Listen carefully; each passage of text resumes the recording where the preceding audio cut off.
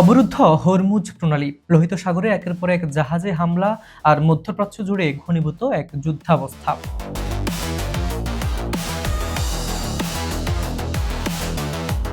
প্রায় 6 মাস ধরে চলা এই রক্তক্ষয়ী যুদ্ধ এবং যুক্তরাষ্ট্র ইরানের এই চরম সংঘাত এখন ঠিক কোন দিকে গড়াচ্ছে?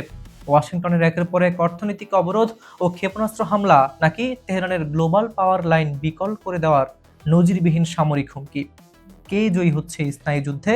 ইরানের নবনিযুক্ত সামরিক নীতি নির্ধারকদের কঠোর বার্তা আর ওমান কিংবা কাতারের মধ্যস্থতা ব্যর্থ হওয়ার পেছনে আসল রহস্যটা কি?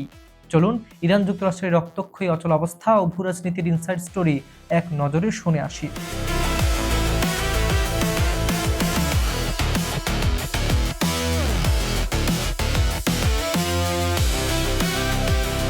ইরান যুক্তরাষ্ট্রের সংঘাত কোন দিকে গড়াচ্ছে, চলুন শুনে আসা যাক।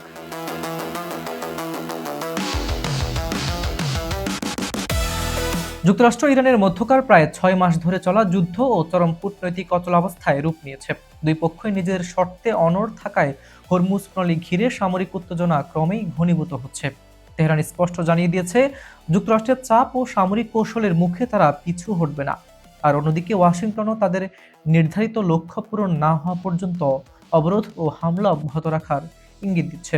ইরানের সুপ্রিম ন্যাশনাল সিকিউরিটি কাউন্সিলের নবনিযুক্ত সচিব ও সেনাবাহিনীর সাবেক সর্বাধিনায়ক মোহসেন রেজাই স্পষ্ট বার্তা দিয়েছেন, তেহরান সহজে নতি স্বীকার করবে না।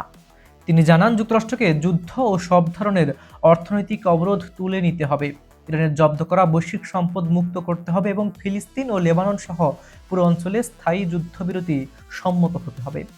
এই শর্তগুলো পুরোপুরি পূরণ না হওয়া পর্যন্ত অত্যন্ত গুরুত্বপূর্ণ হরমুজ প্রণালী বন্ধই থাকবে।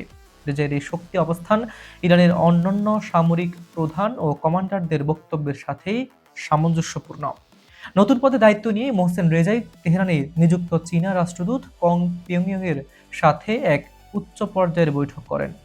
জাতিসংঘে যুক্তরাষ্ট্রের ইরান বিরোধী প্রস্তাবগুলোর বিরোধিতা করার জন্য তিনি চীনের প্রশংসা করেন এবং বেইজিং এর সঙ্গে আরও ঘনিষ্ঠ সম্পর্ক গড়ে তোলার উপর জোর দেন।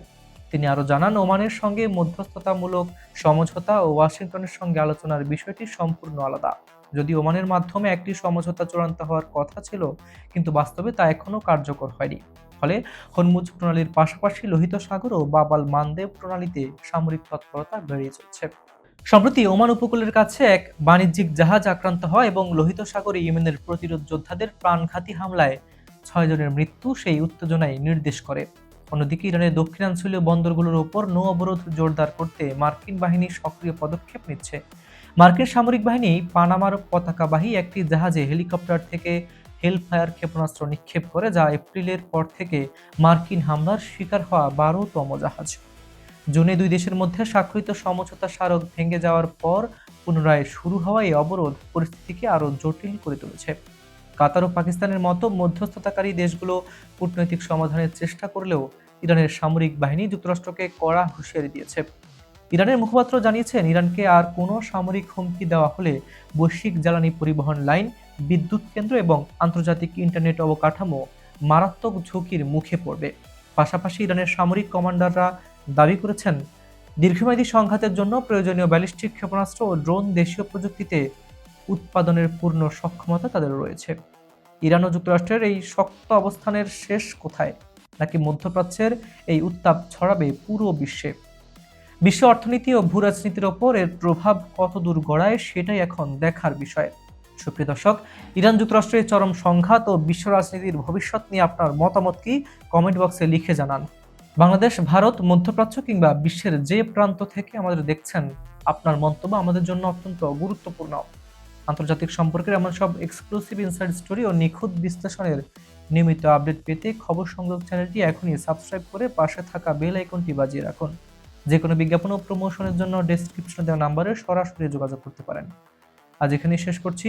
আমি হাবিবুর রহমান নিশান আজ এখানে বিদায় নিচ্ছি। দেখা হচ্ছে পরবর্তী অন্য কোনো হট টপিক আপডেট নিয়ে। ততক্ষণ পর্যন্ত ভালো থাকুন, সুস্থ থাকুন। আল্লাহ হাফিজ।